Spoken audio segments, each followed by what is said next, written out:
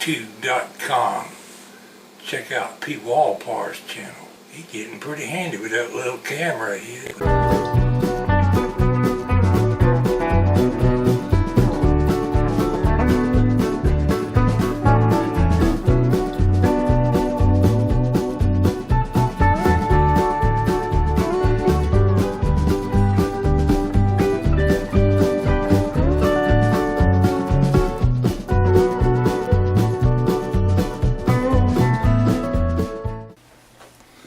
Good day, my friends. I thought today I'd share one of my stories with you today. Seems like lately I've been in the storytelling mood. It's one of my railroad stories that I wrote some years ago, and it's worth a retell. I was working the second shift in the receiving yard at Inman Yard, Georgia, for the Southern Railroad at the time. We were inspecting a train walking southward about a mile from the north end of the receiving yard. I was walking one side of the train. My co-worker, his name was Dotson, was working the other side of the train and was several car lengths behind me. I saw something odd about one of the flat cars I was passing. The coupler was all the way up against the buffer casting, and I thought, here's a broken yoke or a rear draft stops are gone or something. I stepped between the cars, and as I was kneeling down to look under the end of the car, a bug, which was later determined to be a moth-type critter, came zooming like a dive bomber, going in for the attack and hit directly in my right ear. It went directly into my ear canal. I shook my head vigorously, trying to shake it out. I swatted my ear forward, trying to knock it loose. I thought, I better get my partner to look in my ear and see what this is. He was nowhere in sight, so I stepped on the uncoupling lever and stepped up on top of the flat car, crossed over to look down the other side of the train to see where he was. He was still a good car length away. I stood in the middle of the flat car, waiting, and by now was quite concerned. It was buzzing loudly and struggling to free itself. If you think a bug don't buzz loud, just try putting one in your ear and see what it does.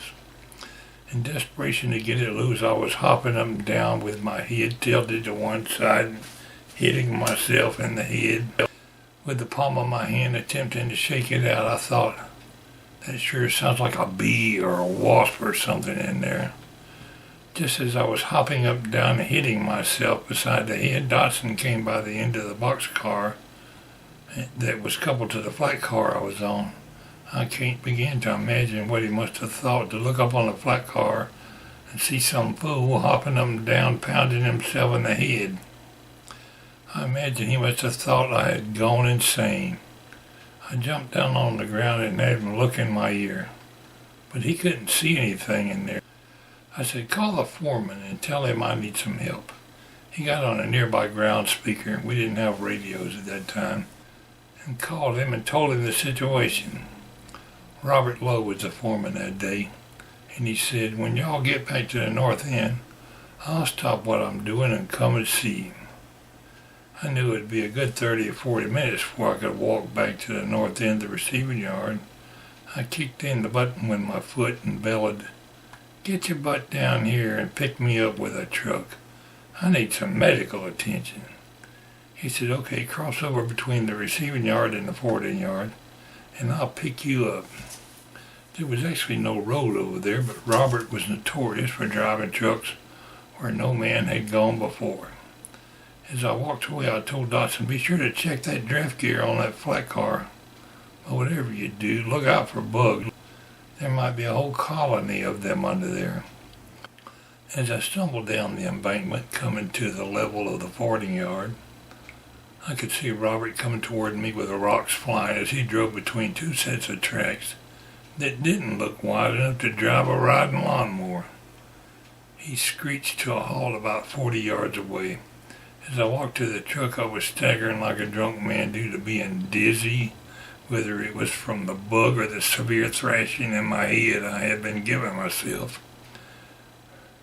I don't know. The truth of the matter is, I probably done gave myself a concussion.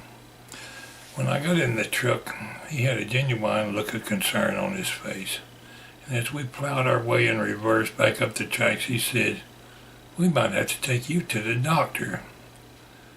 This incident happened at a time when the railroad prided itself with the fact that there had been over 1,000 days since anyone had had an on-the-job accident. The general foreman on duty that day was an old man by the name of Jimmy Durham. I'm sure over the years of his career he had seen just about everything imaginable that can happen to a man working in the train yard. So it didn't surprise me that he showed very little concern to my predicament. He looked at my ear and said, "There's nothing in your ear." The bug was still quite vocal about letting me know of its continued presence, so I protested. "Oh, heck you say. He's still in there all right. I can hear him. And I want it out of there."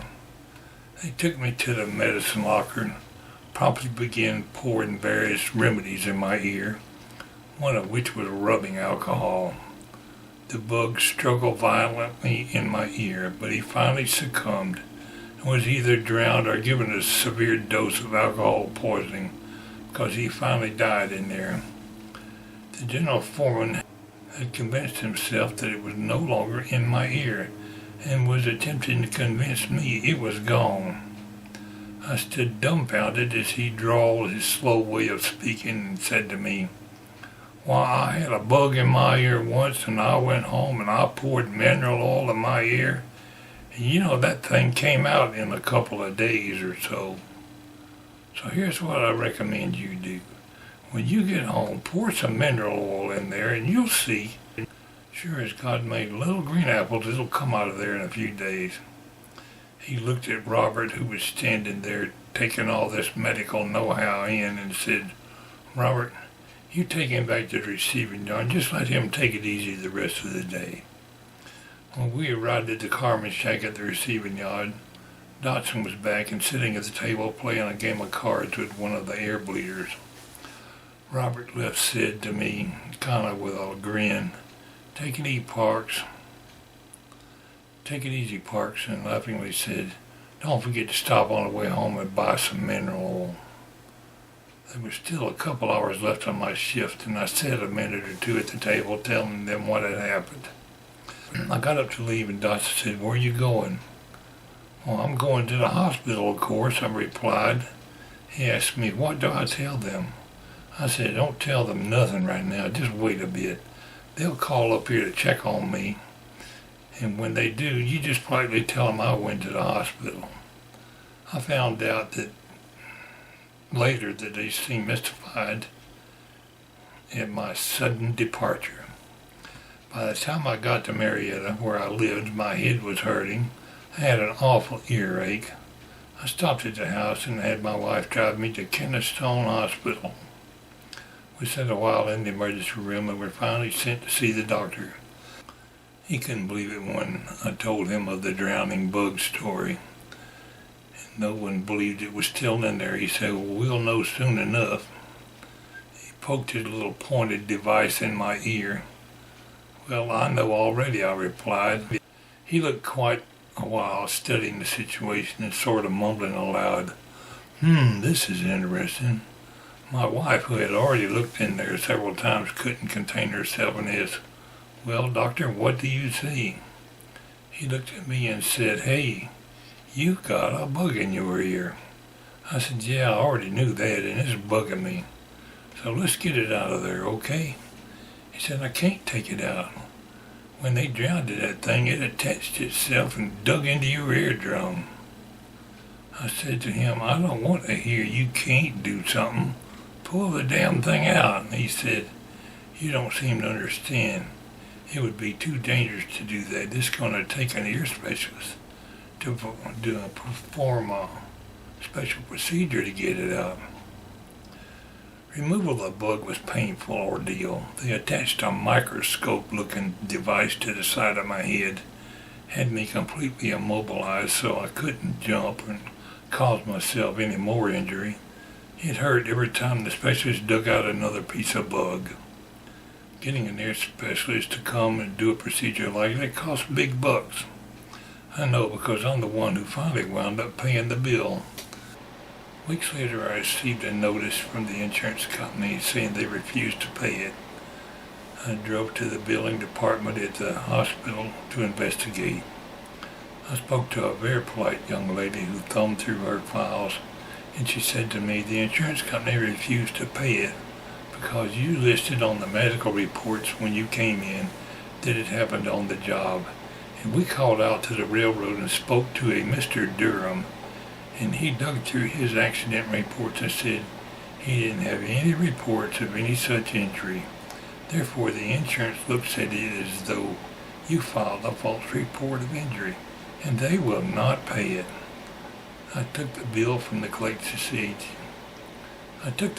the collection agency to the master mechanic's office. He stuck it in a drawer and promptly forgot about it. Months later, I finally realized I wasn't going to win. The collection agency was bugging me about it by then, and I had enough bugging of any kind, so I thanked my lucky stars I would still be able to hear, and I paid the bill. I still haven't bought any mineral oil. If ever I need oil, a squeaky hinge or something, I reckon I'll go buy some. Thanks for listening, my friends.